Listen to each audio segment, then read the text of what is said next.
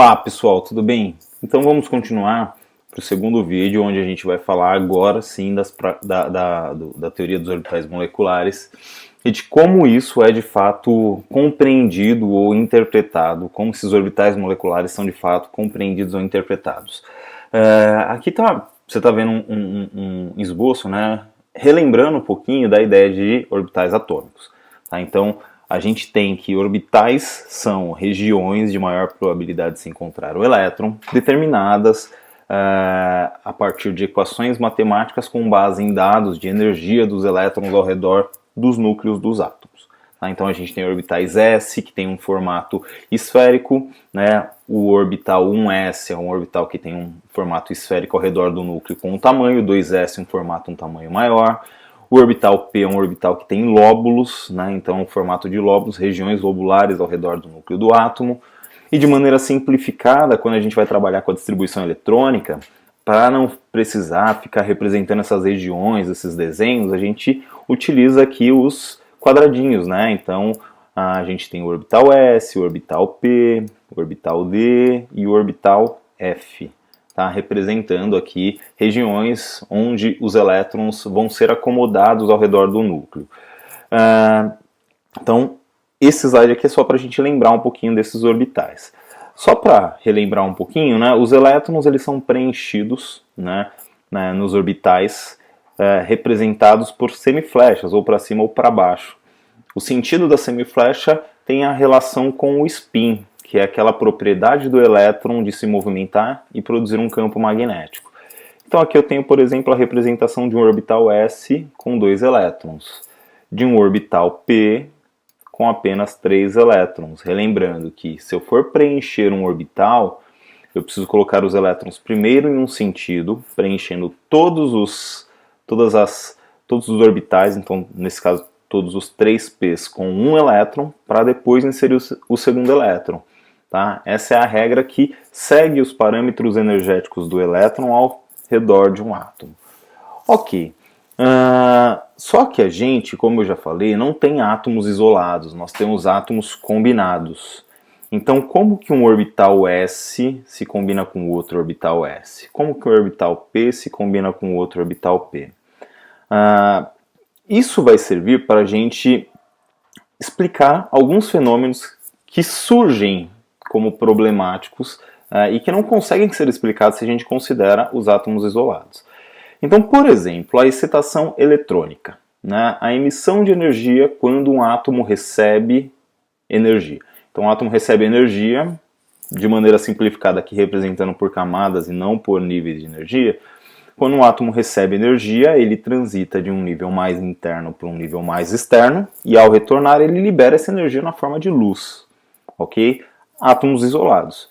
Agora imagina que eu tenho aqui os átomos de hidrogênio, eles vão se aproximar e eles vão combinar os orbitais S dele, formando uma ligação que a gente já viu que é uma ligação covalente. Bom, mas se eu energizar a molécula de hidrogênio, ela também vai sofrer, os elétrons dela também vão sofrer uma excitação eletrônica. Como que seria então essa excitação eletrônica se eu não tenho mais os níveis só de um hidrogênio, mas se eu tenho de uma combinação de níveis de 2 hidrogênios? Como que a gente poderia criar um modelo para explicar isso? Então, por exemplo, as cores em frutas ou em verduras ou em substâncias de modo geral são explicadas por transições eletrônicas. Então, a emissão de uma coloração por uma substância e não mais por um átomo, por uma combinação de átomos, ela também a gente poderia pensar que é resultado da transição eletrônica entre 2 níveis energéticos, dos elétrons entre 2 níveis energéticos. Só que a gente não sabe como que são esses níveis energéticos, porque a gente sabia para átomos e para moléculas, como é que funciona. Vamos criar uma explicação para isso. Outra característica, as propriedades magnéticas de um composto têm a ver, dentre outras características, com o spin dos elétrons que estão distribuídos. Então, lembra, eu falei que o spin é uma propriedade do elétron capaz de gerar um campo magnético, né, de uma propriedade de movimentação. Se eu tenho todos os elétrons com o mesmo spin, eu tenho campos magnéticos sendo somados.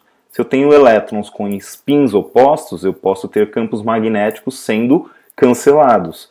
Isso vai gerar uma substância com uma característica magnética e uma substância com uma característica magnética diferente, né, dependendo dos spins. Só que eu tenho combinação de orbitais. Então eu preciso saber, nos átomos isolados eu sei como estão os spins dos elétrons, mas nos átomos combinados eu ainda não sei, porque eu não sei onde, em qual região os elétrons estão nesses átomos combinados. Tá? Aqui tem dois links de vídeos que eu acho super bacana relacionados a uma substância que é super ferromagnética. Tá? Ou seja, é uma substância que tem um poder magnético, uma intensidade de magnetismo extremamente forte. Então tem o link aqui de dois vídeos que eu recomendo que você veja, são curiosidades em relação ao campo magnético das espécies. Eu vou mostrar um deles, depois o outro vocês podem ver quando vocês tiverem um momento de mais calma. Então aqui, ó, se eu pegar, deixa eu abrir a janelinha aqui, não é essa. A gente quer achar a janela, a gente não encontra a janela, está aqui. YouTube, cadê? Então aqui, ó, eu tenho um vídeo de uma substância que tem propriedade magnética, né? E vou mostrar para vocês um pouquinho dessa substância. Desligar o volume aqui, mas bom. Então aqui ele vai mostrar, por exemplo, a ação de um ímã sobre outro, né, fazendo com que as substâncias, os ímãs consigam flutuar, né? Ou seja, existe um campo magnético atuando aqui e esse campo magnético consegue sustentar o peso desse ímã, tá? E agora ele vai fazer uma coisa muito bacana, né? Ele vai jogar um fluido, que é um fluido super ferromagnético, ou fluido ferromagnético. E aí esse fluido, por ter características magnéticas, ele acaba grudando no ímã que estava flutuando, mas interagindo com esse outro ímã que estava aqui, gerando esse efeito bastante curioso. Tá? Então a substância, um líquido, que tem características magnéticas por conta da composição dele.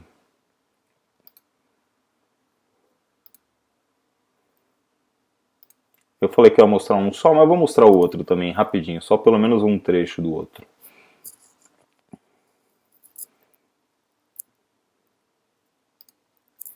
Propaganda. Só para deixar você um pouquinho curioso, né? Então é um líquido que é chamado de ferrofluido, ou um líquido ferromagnético.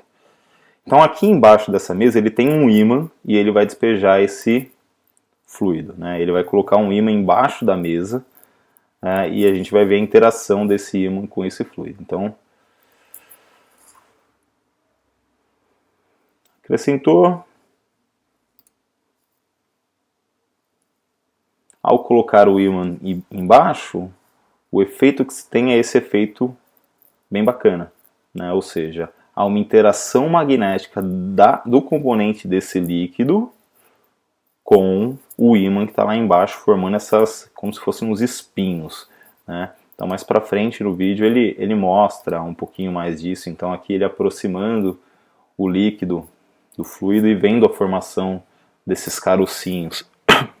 Então essas são propriedades magnéticas relacionadas a substâncias, né, que a gente só consegue determinar se a gente entender como os elétrons estão agrupados e espalhados ao redor dos orbitais das substâncias. Por quê?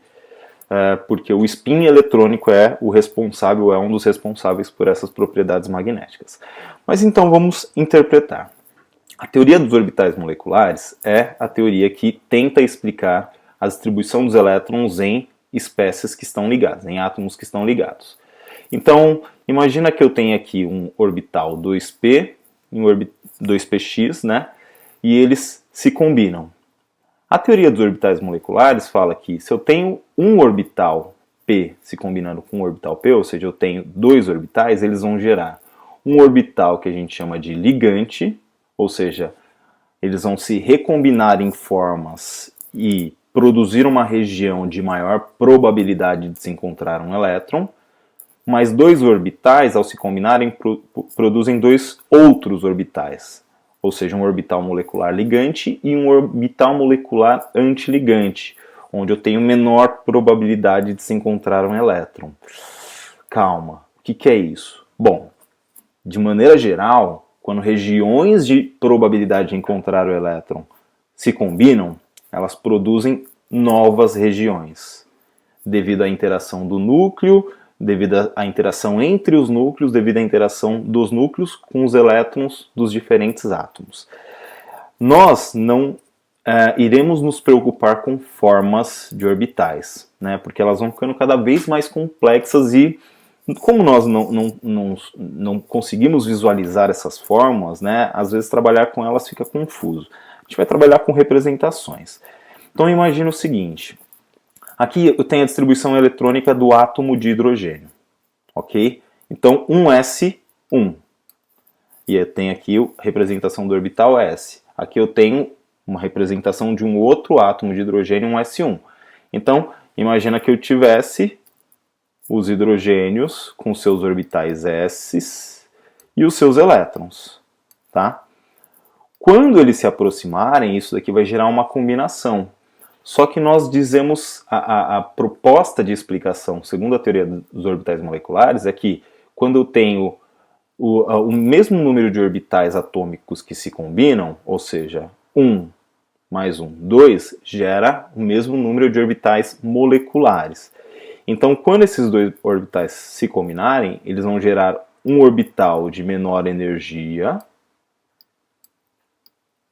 ou seja, um orbital combinado de menor energia, que vai fazer com que se estabilize, a ligação feita gere uma menor energia, ou seja, gere uma estabilidade para aquele composto, e eles vão gerar um outro orbital, uma outra região, só que de maior energia. Ou seja, eu tenho o eixo da energia. Quando eu tenho a combinação, a junção de dois orbitais, eu produzo dois novos orbitais, só que agora da molécula, não mais dos átomos individuais. Um desses orbitais, uma dessas regiões, é uma região com menor energia. A outra região é uma região com maior energia. E aí eu vou distribuir os elétrons. Quantos elétrons eu tenho? 2. Quantos elétrons cabem em cada orbital? 2. Então eu teria a distribuição dos elétrons do hidrogênio na molécula de H2 desta maneira. Ou seja, os dois elétrons, um de um hidrogênio e outro do outro hidrogênio, se combinam agora numa região que tem menor nível de energia. Ou seja, a molécula ficou mais estável porque os elétrons estão acomodados num nível de menor energia. Aí esse outro orbital que foi produzido? Bom, é uma região para onde os elétrons podem ir quando receberem energia, quando forem excitados. Então, na excitação, os elétrons podem migrar desse orbital molecular, que a gente chama de orbital molecular ligante, para um orbital de maior energia, que é o orbital molecular antiligante. Certo? Dessa maneira, se eu entender que a combinação de dois orbitais atômicos geram dois orbitais, um de menor e um de maior energia, agora eu consigo pensar, bom, como que é a excitação eletrônica numa molécula? Se eu fornecer energia para essa molécula, eu tenho uma região de menor energia, onde os elétrons vão se acomodar, e esses elétrons, ao receberem energia, podem ir para uma região de maior energia e, ao retornarem, emitem energia na forma de radiação eletromagnética. Tá? Então, para o hidrogênio, representando de uma maneira um pouquinho mais bonitinha, seria isso daqui. Um átomo de hidrogênio fornece um orbital, um átomo de hidrogênio fornece um orbital. Dois orbitais atômicos geram dois orbitais moleculares. Tudo bem? Quando nós temos a combinação de orbitais de maneira frontal, nós chamamos os orbitais que se formam de sigma. Tá? Essa letrinha aqui, que está representada aqui. Então, o orbital sigma ligante e o orbital sigma antiligante, que a gente coloca um asterisco. Vamos pensar num outro exemplo só para a gente ilustrar. Então, vou pegar uma molécula de lítio. Tá? Então, imagina que eu queira dizer que dois átomos de lítio se combinam. ou seja, dois átomos de lítio combinam seus elétrons para produzir uma molécula de lítio 2. Eu não sei se essa molécula existe, mas a gente vai estimar que ela exista. Então o lítio tem distribuição 1s2, 2s1, ok? Então beleza, um orbital atômico do lítio, um orbital atômico, se combinam produzindo um orbital molecular, dois orbitais moleculares, ok? Esse daqui seria um orbital sigma ligante e esse seria um orbital sigma antiligante, ou seja, se combinaram, produziram novas regiões, uma região de mais baixa energia e uma região de mais alta energia. Tá? Eu tenho mais dois orbitais aqui, que vão se combinar, produzindo um orbital antiligante e um orbital ligante. Um de menor energia, outro de maior energia. E agora eu vou distribuir os elétrons. Olha, eu tenho 1, 2, 3, 4, 5, 6. Então, 1, 2, 3, 4, 5, 6. Essa seria a distribuição eletrônica do lítio. 2 elétrons no sigma primeiro, 2 elétrons no sigma antiligante formados na sequência, 2 elétrons no sigma ligante formado pela combinação do orbital 2s e nenhum elétron no sigma antiligante. Tudo bem? Então a gente pode estipular que essa seria a distribuição eletrônica para a molécula de lítio 2, caso ela existisse. E aí, de novo, ó, como é que eu explicaria a emissão de luz pelas moléculas de lítio, caso elas existissem? Fornecimento de energia, excitação eletrônica de um orbital, nesse caso 2 sigma ligante, orbital 2 sigma antiligante, e retorno dessa energia. Tá? De uma maneira mais bonitinha aqui, né, eu teria isso daqui. Tá? Então, ó, sigma 1s, por quê? Porque foi formado pela combinação de orbital 1s. Sigma antiligante 1s, sigma 2s, sigma antiligante 2s. Não parece tão complicado, mas também não é uma coisa tão simples. Tá? A gente talvez tenha que treinar um pouquinho mais. Algumas desvantagens ou alguns problemas, né, começam a surgir quando a gente pega moléculas maiores. Mas, ao mesmo tempo que surgem esses problemas, a gente consegue interpretar alguns fatos. Por exemplo, se eu pego o lítio, você percebe que todos os elétrons do lítio estão em par, né? Estão emparelhados. Ou seja, os spins eletrônicos, ou seja, se eu tivesse se eu considerasse os campos magnéticos gerados por esses spins eletrônicos, eu tenho 3 elétrons com campo magnético num sentido, 3 elétrons com campo magnético no sentido oposto. Então eu tenho uma característica em que todos os elétrons têm spins contrários, a mesma quantidade de elétrons com campo magnético num sentido e no outro. Agora, se eu pego elementos diferentes, substâncias diferentes, eu posso ter elétrons com combinações diferentes. E aí talvez eu tenha um campo magnético resultante, ou seja, um número de elétrons com spin num sentido seria diferente do número de elétrons com spin no outro sentido, e isso poderia gerar uma propriedade magnética para substâncias. Por exemplo, a distribuição eletrônica do oxigênio, né? E a construção dos orbitais moleculares do oxigênio. Bom, então tem aqui o 1s2, que eu não vou representar, que não está representado aqui, mas aí a gente tem o 2s2 e o 2p4. Para um outro oxigênio, então aqui seria a distribuição para o átomo de O, para um outro átomo de O, 1s2, 2s2, 2p4. Aqui os elétrons representados. Tá? Um orbital 2s combinado com outro orbital 2s, então eu tenho 2 orbitais atômicos que produzem 2 orbitais moleculares. Tá? O 2s, o sigma 2s não ligante, ou ligante, e o sigma 2s antiligante. 4 elétrons, né, 2 aqui e 2 aqui, 1, 2, 3, 4. Ok? Agora presta atenção, eu tenho 3 orbitais p, né? Um aqui que eu vou chamar de px, para diferenciar do py, para diferenciar do pz, ok? Aqui é a mesma coisa, px, py, pz. Então eu tenho 3 orbitais, mais 3 orbitais, 6 orbitais. 6 orbitais atômicos vão produzir 6 orbitais moleculares. Então é como se o px se combinasse com o px, formando esse orbital aqui, mais esse orbital aqui.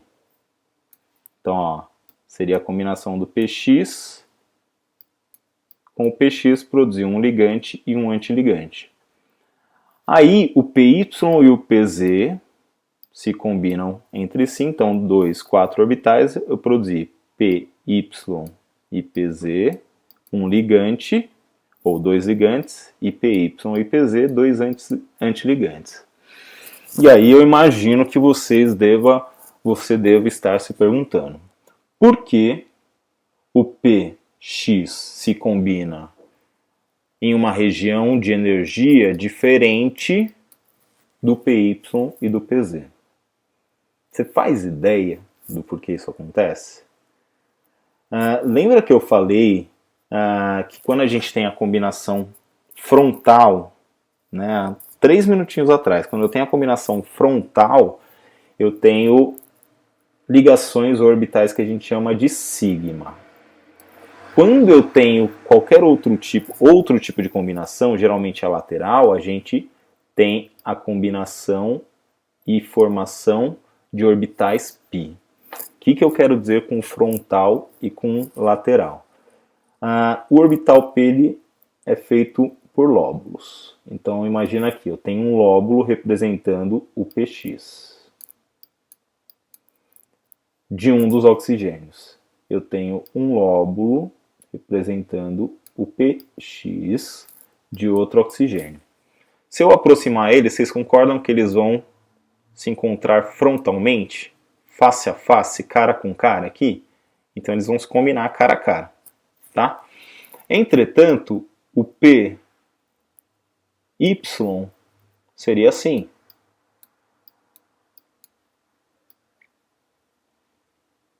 Esse seria o py. Se eu aproximar, eles vão se combinar cara a cara? Não, eles vão se combinar lateralmente. Então a combinação de frente gera uma energia menor do que a combinação lateral em alguns dos casos. Tudo bem? Então no caso do oxigênio, a combinação frontal gera uma energia menor do que a combinação lateral. E aí eu vou fazer a distribuição. Ó, quantos elétrons eu tenho no total? 3, 2, 3, 4... 2, 3, 4, 8. Então vamos lá. 1, 2, presta atenção, ó. 3, 4, 5, 6, 7, 8. Ou seja, essa seria a distribuição dos elétrons em uma molécula de oxigênio. Tá? Percebam esse detalhe aqui. Os elétrons estão emparelhados? Não, os elétrons estão desemparelhados. Eles estão com 2 spins no mesmo sentido. Então aqui, ó, 2 elétrons se anulando, 2 elétrons se anulando, 2 elétrons se anulando, 2 se anulando, 2 se anulando, 2 combinando. Então eu tenho um campo magnético resultante nessa molécula. Eu tenho um campo magnético que não é anulado pelo sentido dos spins eletrônicos. Então isso não acontece. Isso vai gerar uma característica magnética diferente da característica magnética, por exemplo, do lítio, em que todos os elétrons estão emparelhados. E é essa característica de elétrons estarem emparelhados ou desemparelhados que contribui para os efeitos magnéticos, por exemplo, para o efeito magnético que a gente viu naquele vídeo. Só para você ter uma ideia, também eu falei que a gente não ia falar de fórmulas, mas eu queria mostrar uma animaçãozinha para vocês de orbitais moleculares. Tá? Então, de novo, no site da Química 3D,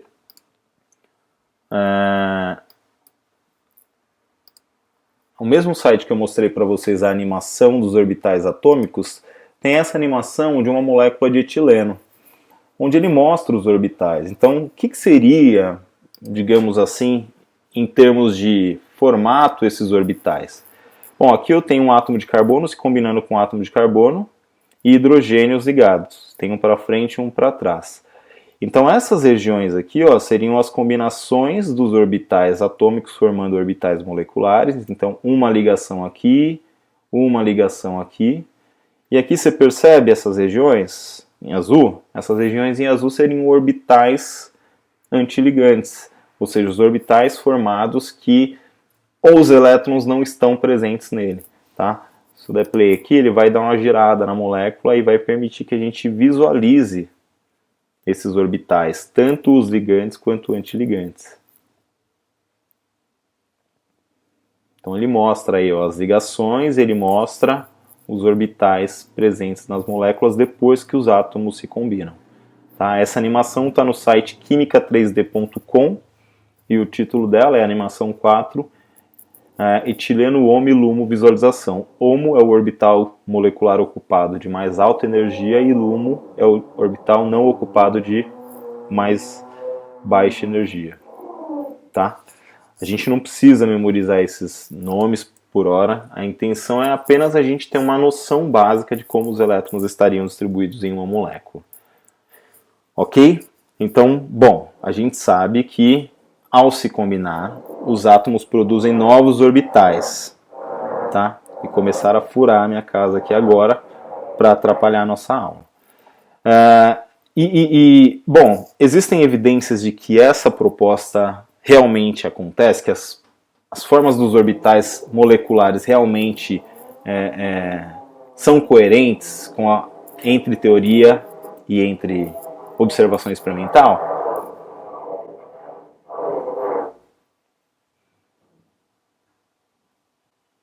Bom, existem algumas evidências, né, desde modelização matemática, né, então aqui são exemplos de substâncias onde a gente vê regiões ao redor que mostram a densidade eletrônica, então onde os elétrons mais se encontrariam.